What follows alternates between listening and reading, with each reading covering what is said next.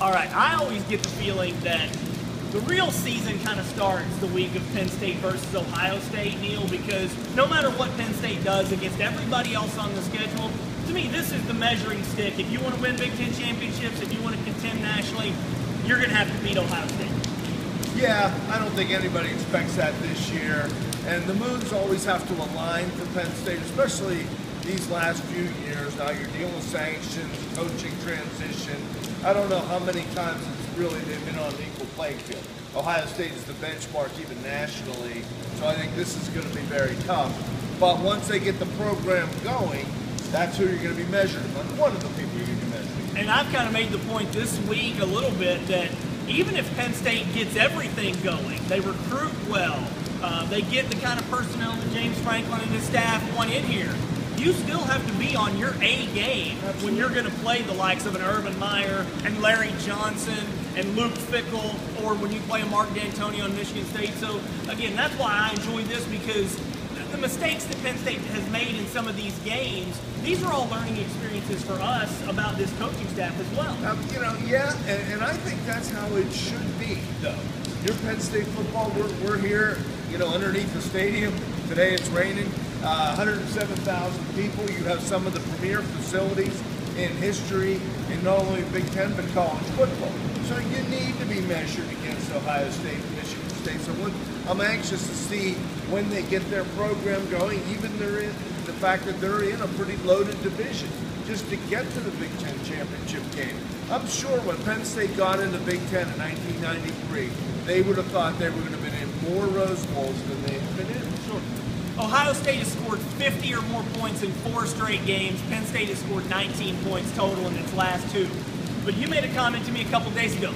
Ohio State lost to Virginia Tech. I, for one, don't think Virginia Tech is all that good. I watched that game. It stuns me that Ohio State lost to Virginia Tech, but yet since then, their quarterback, J.T. Barrett, has 20 touchdowns, 5 interceptions. To me, this Ohio State team, maybe not, top 4 nationally, but I think this is an elite team in this league. Oh, absolutely. And, it speaks to how well they've been able to bring this young quarterback along. I mean, they were built around Braxton Miller for the last few years. You got to give Ohio State credit.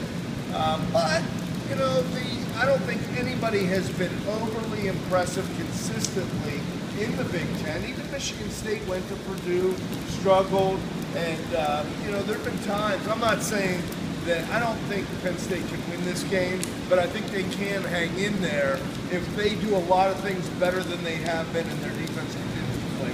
And I don't think this game will be remotely close at all. And we'll get to our scores in just a minute. But let me throw this out.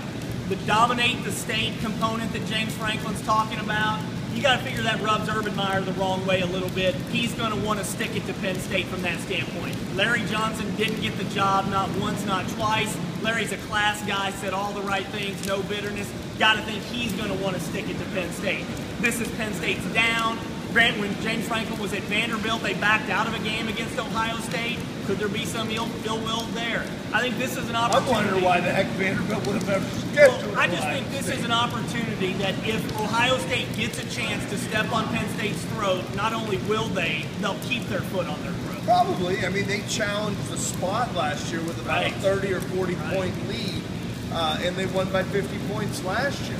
And you're in a sport that still needs style points, still has to impress a committee of voters at the end to maybe slide into a Final Four. And with the way everything else is going in the SEC, the balance, you can still see the Big Ten champion slide into, even with one loss. So, yeah, I don't think there's going to be any mercy. But you saw that the other night with the Steelers. The Steelers have had very little going for themselves, and yet for 3 minutes and how their crowd kicked in, and you may be able to see that if Penn State can encourage their crowd on a Saturday night here. And if they get a great atmosphere, then maybe your score might be possible. What do you got? I said 24-13. It's an optimistic pick, but I think the only way it's a close game is if the defense can keep some level of control. And the running game, not necessarily bursting things for big games, but just maybe able to move the chains, keep the ball, keep Ohio State's offense off the field. I'm going 37-13. I figure Ohio State's going to get 15 to 16 possessions, because if not more, because Penn State's offense is going to be giving them the ball. Penn State's bad punting game. Ohio State's probably going to get some shorter fields. This team scored 50 points in 4 straight games. This redshirt freshman quarterback is playing outstanding, and I just think, like I said, if they get a chance to pile it on, I think they might, just as Urban Meyer kind of sticking it to James Franklin, saying, hey, you can talk all you want about dominating the state. We're still the big dogs in this conference. So hopefully we get to see a good atmosphere, and it's close for. Well, I'm sure we're going to see a good atmosphere. Hopefully we'll see a good game.